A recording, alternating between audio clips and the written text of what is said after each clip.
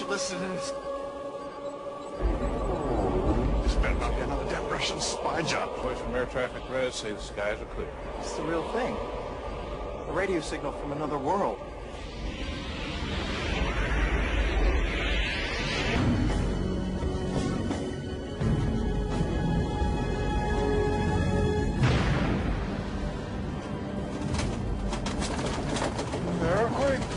Let's just get there as quickly as possible. What's the rush, huh? Think we'll get to Washington and won't be there? It is confirmed.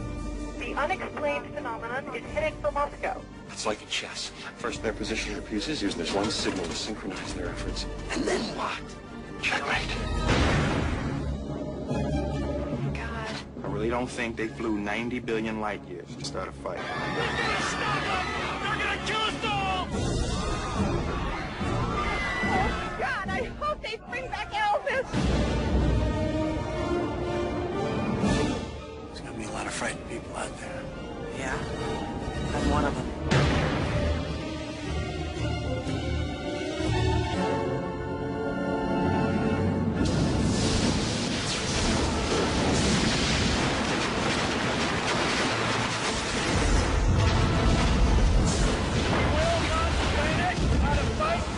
Today, we celebrate our Independence Day.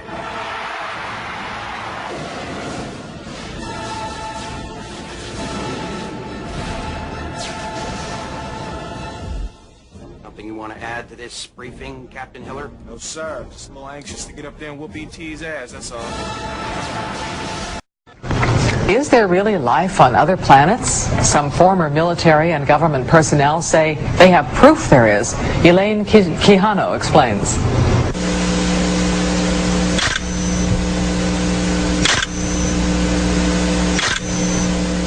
We've seen the photographs and heard the stories of what some say is evidence of UFOs.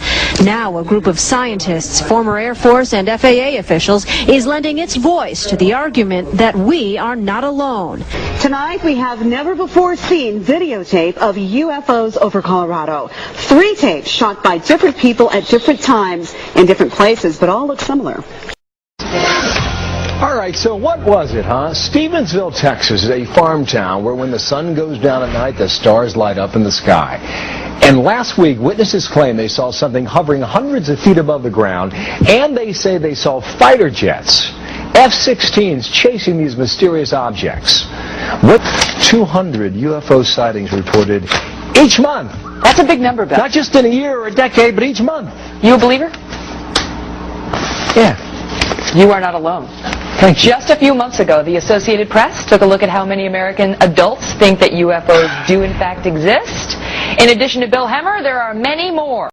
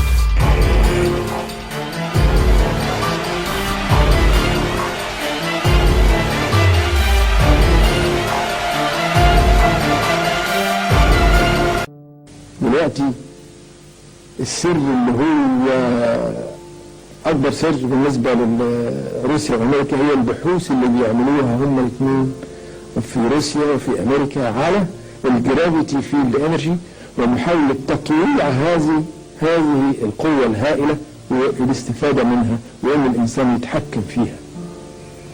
طبعا دي حاجة خطيرة جدا، لأن لو تحكمت في هذه القوة هتعمل طائرة على طول، هتعمل أي شيء بقى، لأن دي قوة دفع بتوصل إلى 90,000 كيلومتر في الساعة من غير وقود.